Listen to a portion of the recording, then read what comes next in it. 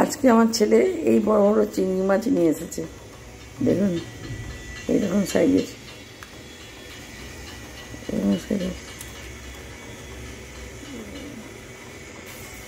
এইগুলো দিয়ে ভাবছি যে একটুখানি মালাইকারির মতন করে দেবো।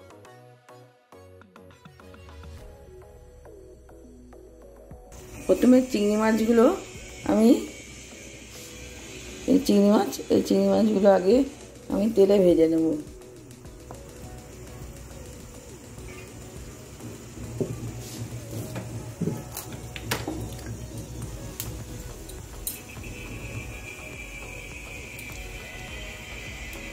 তেলটা একটু গরম হোক।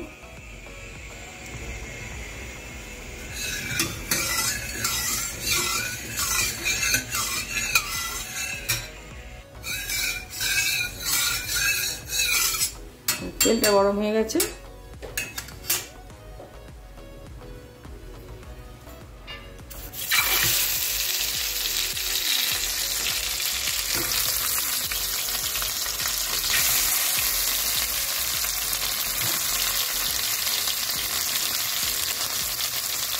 মাছগুলো অল্প অল্প করে ভেজে দিচ্ছি।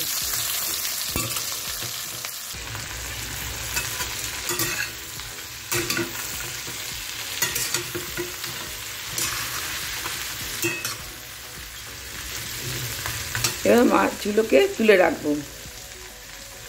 আর দারচিনির টুকরো দিয়ে এই নারকেলগুলোকে আমি পেস্ট করে নেব। এই নারকেলটাকে জল দিয়ে পেস্ট করে বার করে নিয়েছি, দুধটাকে এবার ছেঁকে নেব। আমি নারকেলের দুধটা আমি নিয়ে নেব।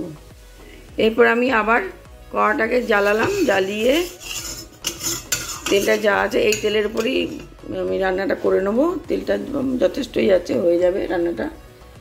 এরপর তেলটা গরম হলে এবার এই যে নারকেলের যে দুধটা বার করেছি, যে অবশিষ্ট অংশটা আছে ওটা আগে তেলের মধ্যে আমি ভেজে নেব।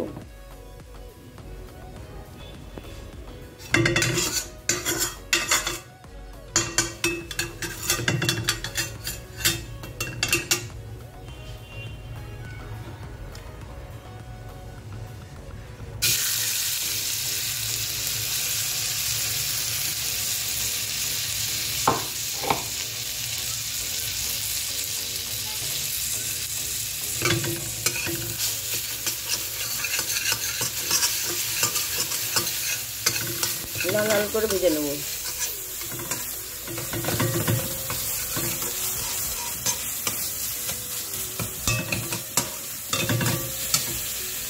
এরপর আমি কি করব, এই যে এখানে মশলা নিয়েছি, মশলা এর মধ্যে পেঁয়াজ আছে, একটু আদা আছে, একটা ছোট টমেটো আছে, শুকনো লঙ্কা, কাঁচা লঙ্কা আর অল্প জিরে আর গরম মশলা আছে, এলাচ, দারচিনি, লবঙ্গ আর গোলমরিচ কটা আছে, দিয়ে এটাকে আমি পেস্ট করে নেব। এবার দিয়ে তেজপাতা দিলাম,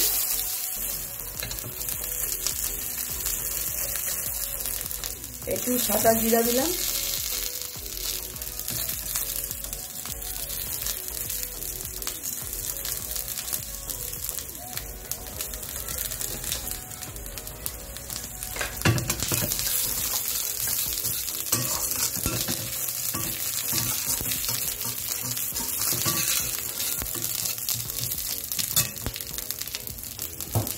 এরপরে এই মশলার পেস্টটা দিয়ে দেব।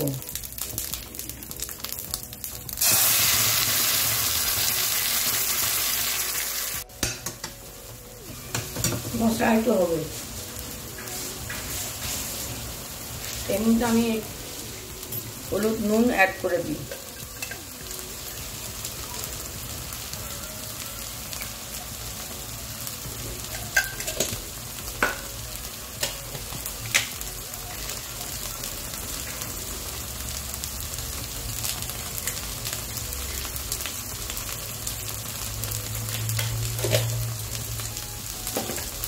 একটু মিষ্টি অ্যাড করে দেবো, দিয়ে দেবো না, একটু গুড় দিয়ে দেবো।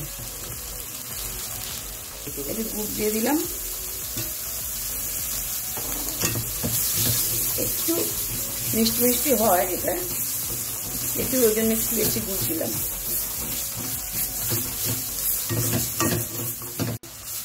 মশলাটা কষা হয়ে গেছে, এবার একটু জল রেখে দেবো।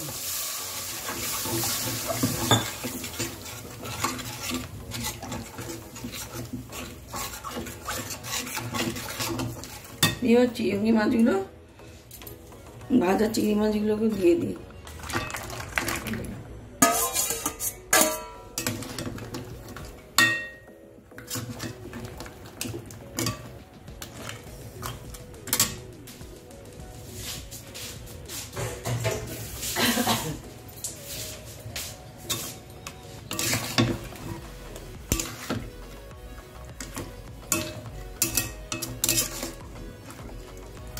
একটু ফুটবে,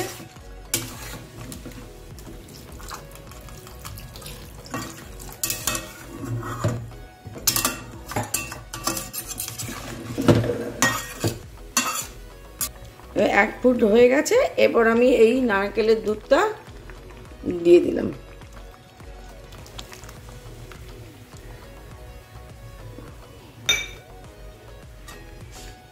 দিয়ে ভালো করে ফুটিয়ে নেব।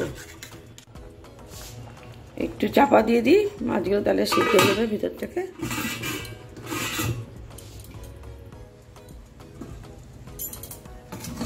হয়ে গেছে, এবার তুলে নেব।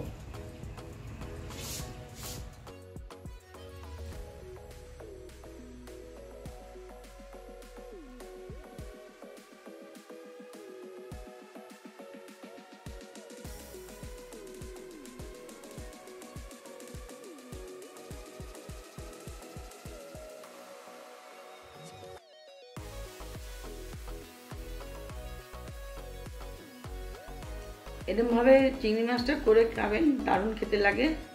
হ্যাঁ, এটা মালাইকারি হয়নি, এটা হচ্ছে এটা মশলাকারি হয়ে গেছে। অল্প নারকেল ছিল, ওই জন্য আর মালাইকারি করতে পারলাম না।